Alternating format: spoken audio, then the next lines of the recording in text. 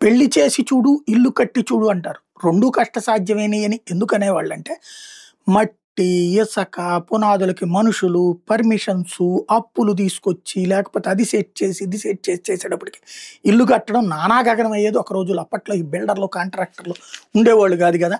ఎవరికి వాళ్ళు కట్టించుకునేటటువంటి సందర్భంలో ఎదురయ్యేటటువంటి సమస్యలు. అందుకని ఇల్లు కట్టడం అనేది నాడు చాలా పెద్ద కష్టమయ్యేది. అందుకే ఇల్లు కట్టి చూడు అనేవాళ్ళు.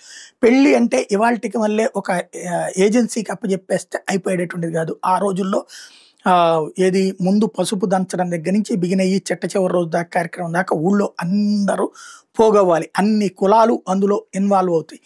తాళిబొట్టును తయారు చేయించి ఇచ్చేటటువంటి కంసాలి దగ్గర నుంచి ఇంట్లో మిగతా వ్యవహారాలు చూసుకునేటటువంటి చాకలి దగ్గర నుంచి అన్ని కులాలు, అన్ని వర్గాలు జాయిన్ అయ్యేటటువంటి పండగ. కాబట్టి ఎవరికి ఏ ప్రాబ్లం వచ్చినా ఇక్కడ ఆగేటటువంటి పని ఉంటుంది. లేకపోతే ఇబ్బంది అయ్యేటటువంటి పరిస్థితి ఉంటుంది. మళ్ళీ ఒకళ్ళకొకళ్ళకి ఇగో ప్రాబ్లమ్స్ ఉంటాయి. అందుకని పెళ్లి చేసి చూడు, ఇల్లు కట్టి చూడు అన్నారు. ఇప్పుడు ఇదంతా ఎందుకు చెప్పాల్సి వస్తుందంటే, పెళ్లి కాక ఏడుస్తున్న వాళ్ళు అబ్బాయిలు కొంతమంది, పెళ్లి కాక ఏడుస్తున్న అమ్మాయిలు కొంతమంది, పెళ్లి అయ్యిందని ఏడ్చేవాళ్ళు ఉన్నారు, పెళ్లి కాలేదని ఏడ్చేవాళ్ళు కూడా ఉన్నారు. తాజాగా ఒక అమ్మాయి పెళ్లి కాలేదని ఆత్మహత్య చేసుకున్నాడు. ద్రాక్షాయణి అనేటటువంటి అమ్మాయి సాఫ్ట్వేర్ ఇంజనీర్, 30 ఏళ్ళు. ఇటీవల ఉద్యోగం మానేసి ఇంట్లో ఉంటుంది. మేబీ ఈ ఉద్యోగాల ఇంపాక్ట్తో దెబ్బతిని ఉంటుంది. తనకి పెళ్లి కావట్లేదని కొంతకాలంగా మానసికంగా బాధపడింది. బుధవారం కొర్లకుంట సమీపంలో ఉన్న ప్రైవేట్ లాడ్జ్లో గది అద్దెకు తీసుకుంది.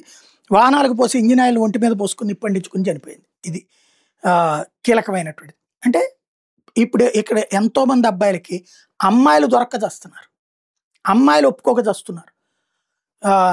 ఏది ఇదివరకడికి మళ్ళీ కట్నాలు ఇప్పుడు అడుగుతున్నది వాళ్ళు ఉన్నారు, కట్నాలు లేకుండా చేసుకోవడానికి సిద్ధంగా ఉన్న వాళ్ళు ఉన్నారు. కానీ అమ్మాయికి నచ్చట్లేదు, అబ్బాయి దగ్గర అంత ఉండాలి ఇంత ఉండాలి అన్నట్టు.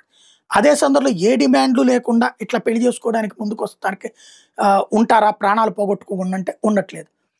పెళ్ళిళ్ళకి సంబంధించిన షరతులు, నా జీవితం ఇట్లాగే ఉండాలి అనుకునేటటువంటి ఆలోచనే యువతరాన్ని చెడగొడుతోంది. యువతరానికి సంబంధించిన పెళ్ళిళ్ళల్లో సంక్షోభాలు సృష్టిస్తోంది.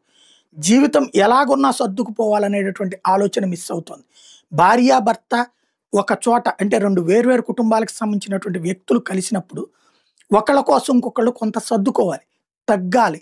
అలా కాకుండా ఇద్దరు పంతాలకి పోతున్నారు. అందుకే పెళ్ళిళ్ళే కావట్లేదు, పెళ్ళిళ్ళు అయ్యాక పెటాకులు అవుతున్నాయి. ఆలోచనలో మార్పు రాకపోతే వివాహ వ్యవస్థ అస్తవ్యస్తమైతే భవిష్యత్తులో వృద్ధాశ్రమాలు, ఒంటరి ఆశ్రమాల్లోనే బ్రతకాల్సి వస్తుంది.